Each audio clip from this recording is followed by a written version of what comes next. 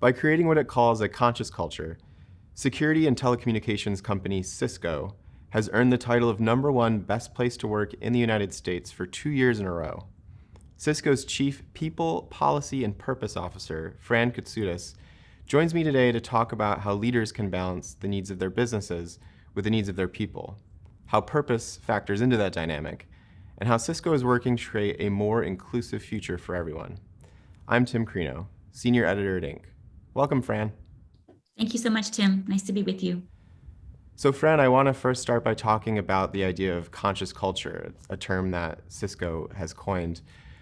What does it mean, and how do you carry it out? It's been a few years now, and the belief that we had behind conscious culture was that first, every single employee at Cisco owns our culture.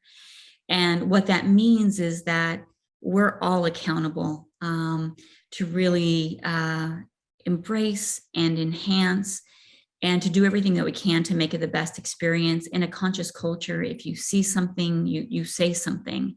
And it put incredible focus for us on three areas. The first was to really focus on the environment. And Tim, something that we did early on was we felt like if it's a conscious culture, our employees should understand the best of the company and the worst of the company. And so something that we did was we shared all of the employee relations cases with our employees when we launched Conscious Culture. And it was a way to just be really transparent. I think that is a big part of a conscious culture with what was going on. And then really ensuring that we all play a role in driving change in that regard. The second thing was it really helped us to focus on the principles of a conscious culture. And so things like taking bold steps, leaving our egos at home. We would say, give your ego the day off, really embracing difference. And then lastly, really focusing on the experience, because the experience that you have with your teammates and with your team leader say so much about how you experience culture. And so that's how we define it. I do think it was a turning point for Cisco and our culture and how our employees feel about the company. Those are really important goals. What are some of the specific strategies that you employ at Cisco to make those things happen, to make transparency happen, to make people, help people leave their egos at the door? So, some of the things that we've done, I think you said the word transparency right now, it has to be everything. And so we continue to share with our employees what's going on in every element of the company. We create many ways for our employees to share their perspectives with us. We have something called our Real Deal survey that we do on a quarterly basis, where employees just share with us their experiences. Within teams, leaders have the ability quarterly to just facilitate a dialogue around to what extent do your teammates have your back? And I think that's a measure that all of us as leaders care a lot about. And so what we're doing is we're creating almost the daily and the weekly habits or rituals that allow us to have conversations. I don't think that any single employee, myself included, big time, will be perfect. We will all make mistakes. We will all learn. But if we have those motions in place to catch ourselves or to understand the impact that we have on others, it will be significant. And Tim, the only other thing I would add that has more of a COVID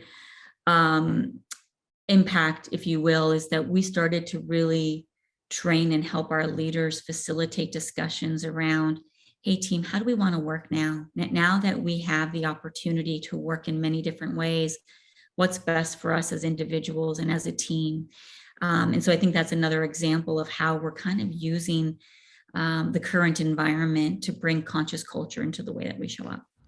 It's an interesting conversation to have right now, I think, because as we march into almost year 3 of the pandemic, we're thinking more and more about how does the old paradigm work with the new paradigm. A lot of employees want flexibility. They want to be able to work remotely, but a lot of business leaders have very concrete reasons for why they want employees back in the office to some degree. Where does Cisco stand on that? How are you balancing your people with your business policies and needs? I think the first thing I would say is I think all of us understand that there are some roles where the work requires you to be on site. And that's understandable, but the truth of the matter is, I think it's a small percentage. And the reason that we know that is we all operated businesses for 2 years quite effectively. And when you talk to many companies, you see that productivity went up a little bit during the pandemic. And there's a downside to that too, of course. So the approach that we're taking at Cisco is, one, to just acknowledge that when you are talking about hybrid working, what you're really talking about is inclusion. And what you're really talking about is your willingness, where the work is flexible, to include different working styles and different ways of getting work done. Mhm. And so there's a lot of training that we've done with our leaders. And I would just tell you, Tim, that in some cases it's been really natural. I think for some leaders, they just want to go back to the way that it was. I don't think that's going to happen. And so we're trying our best to not architect from the center, to not create an expectation for Cisco employees, and hopefully let good conversations guide what we try. The other thing that we're doing is we're telling leaders, just make a plan for the next quarter. You don't have to make a plan for the next year. Learn from it and continue to tweak until we get it right. That brings me to something else I wanted to talk about, which is Cisco's overarching purpose, creating an inclusive future for all, right? Where did that purpose come from? And again, how do you communicate that to all of your employees? And what are the strategies for making sure it happens? So early in 2020, our leadership team created that purpose. And it was before we understood kind of what the pandemic was about to bring. And I share that because I will tell you, it really started to guide the decisions that we made as we stepped into the pandemic, as we stepped into the social injustice that we experienced and talked through, I should say, after the murder of George Floyd. And so what was amazing was that we put it together not knowing the extent to which we would really lean on it. And then about a year later, my role shifted, where now I'm responsible for people, policy, and purpose. And the way that I view my role, Tim, is I'm helping the company to operationalize purpose, and to ensure that we're really clear with how we're going to hold ourselves accountable to an inclusive future. And one of the beliefs that we have is that when your purpose intersects your day-to-day business, it allows you to do so much more. And it allows purpose to not be something that sits on the side that you get to when you have a few moments, but something that you're actioning day in and day out. And so that's what we're driving towards. I think, like so many companies, we still have a tremendous amount of work to do, but I think just understanding that this is something that has to be operationalized, I think helps us a lot. What are some challenges in operationalizing purpose? I think prioritization, because there's so many different ways that you can go. And when you talk about inclusive future, my goodness, you could have hundreds of priorities. And so for us, I think one of the challenges is really, where do you start? How do you have the biggest impact? So as an example, we take every word of the purpose and we put it into action. So as an example, the word power for us translates to, how do we provide people with the access that they need to participate in this digital economy, or to get the healthcare that they need? And what we know in the US, as an example, is that 18 million Americans don't have access to the internet, impacting healthcare, education, jobs. So that's an example of where we start to actually prioritize. And then we have initiatives around, how do we get to those 18 million people in a way that is so much more cost effective for them? Because it's usually a cost issue as to why they're not connected. What are some of the ways that you're getting internet access to those 18 million people? So we're working closely with service providers. We opened up a center in North Carolina called the Rural Broadband Innovation Center, where we're working with service providers on really changing the economics of the model to bring those costs down, to help to get to those rural areas. And technology is a big part of the solution as well. I think there's different tech that we can use. And this is something that we're doing around the globe. One of the projects that we had in the UK, where they wanted to get to the rural areas first, with 5G is we created a solution using the light bulbs in people's homes as a way to get Wi-Fi in the Orkney Islands. And so we're getting super creative. What we have found is that you take that step, and then in doing so, what you do is you create many opportunities through IoT, as an example, for those same people to drive business growth and success as well. Hmm. I think something Cisco has really perhaps proven or has taken a stance on is that inclusivity is not only good for us as people, of course, but there's a legitimate business success story that can be found in creating a more inclusive future. What are some of the ways that entrepreneurs or startups or just small businesses can create a more inclusive future and, in doing so, reap the benefits, both monetary and otherwise? Yeah, there's these amazing systems that can come together. So I'll give you an example of something where it's just like a win-win-win. So we had the Cisco Foundation created a $100 million grant around climate and sustainability.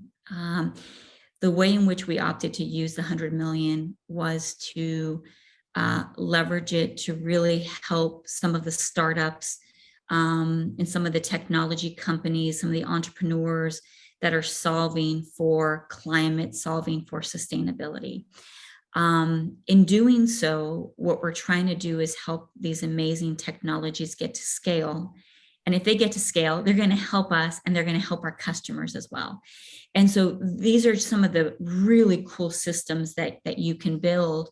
Another great example for us that I think will be the wave of the future is that we have a product line called Silicon One. And this chipset is so powerful that it reduces the amount of energy that our customers have to use in powering their data centers, right?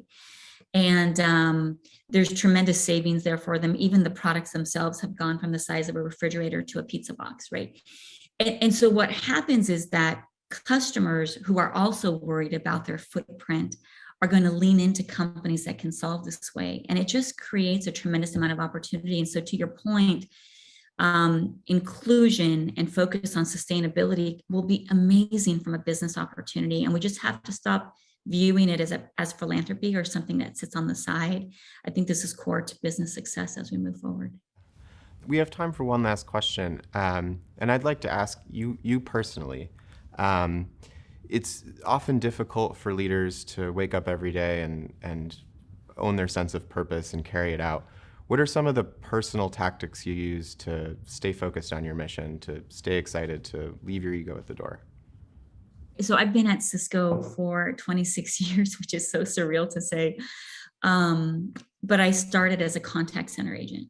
And so I've worked at every level of the company and understand what that feels like. And so one of the missions that I have is to really work incredibly hard to make the workplace an environment or a community where people can be at their best and where the communities then can be the best for the world. And so for me, reflecting a bit on what it's like to start at the entry level of a company and to remember what it's like to be so worried about being able to pay rent on a monthly basis helps me. But I truly believe that companies can create communities that do incredible good. And then I think for me personally, the roles that I play on Global Citizen on the board and AmeriCares.